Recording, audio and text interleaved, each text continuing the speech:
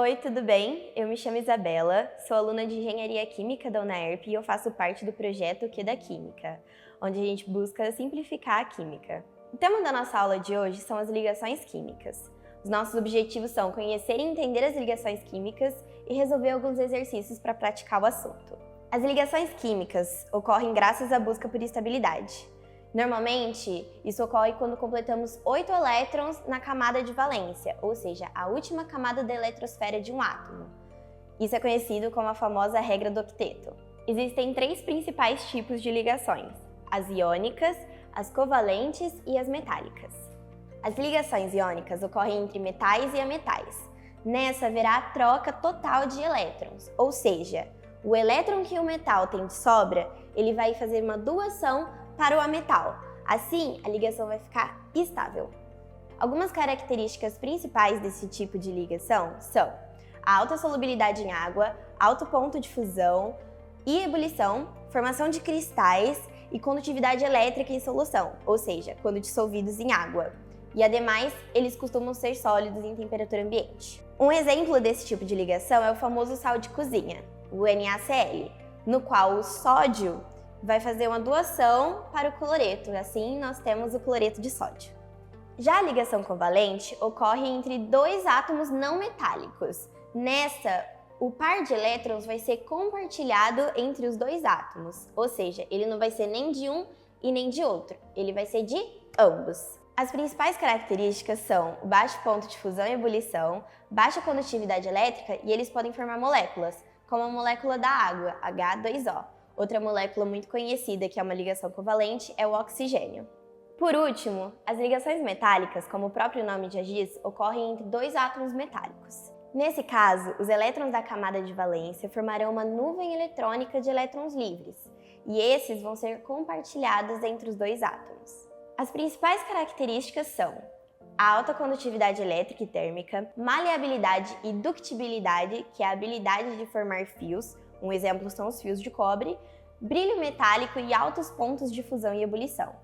Um exemplo das ligações metálicas é o F2 e o alumínio 2 também. Aqui eu apresentei uma ilustração na qual a gente pode ver como funciona cada ligação. Em primeiro lugar, nós temos a iônica, na qual a gente pode ver o elétron na camada de valência do sódio sendo totalmente transferido para o cloro, e assim completando seus 8 elétrons na camada de valência.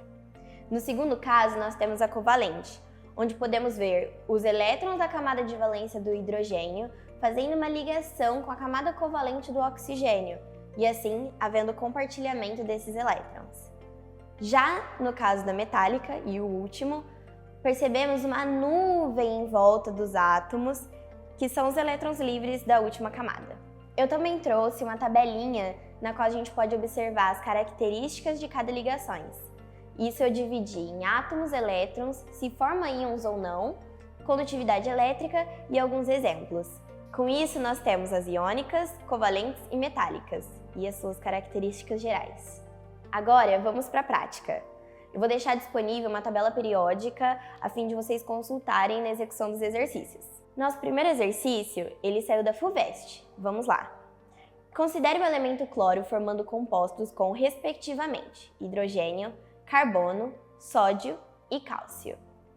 Com quais desses elementos o cloro forma compostos covalentes?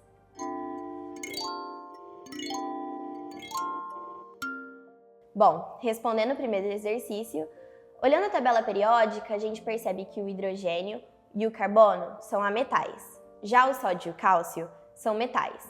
E a gente pode lembrar que compostos covalentes são formados entre ametais. Sendo assim, o cloro irá formar compostos covalentes com os átomos de hidrogênio e carbono. Nosso segundo exercício também é da FUVEST. O meme apresentado brinca com conceitos de química em um jogo popular cujo objetivo é que os jogadores descubram o impostor entre os tripulantes de naves e estações espaciais. Nele, um dos elementos é considerado o impostor por sua característica química diferente. Nesse contexto, é correto afirmar que o impostor seria o elemento? Na imagem, a gente tem vários elementos. Qual deles seria o diferente?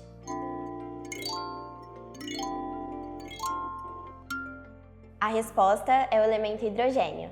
dado que ele é o único não metal apresentado na imagem. Finalizando a nossa aula, podemos concluir que as ligações químicas estão em todos os cantos da nossa vida, como fios de cobre, o sal de cozinha. E sem as ligações químicas, nem o conceito de matéria, tudo aquilo que a gente toca, existiria. Eu espero que vocês tenham entendido sobre as ligações químicas e eu acabo a nossa aula por aqui. Obrigada!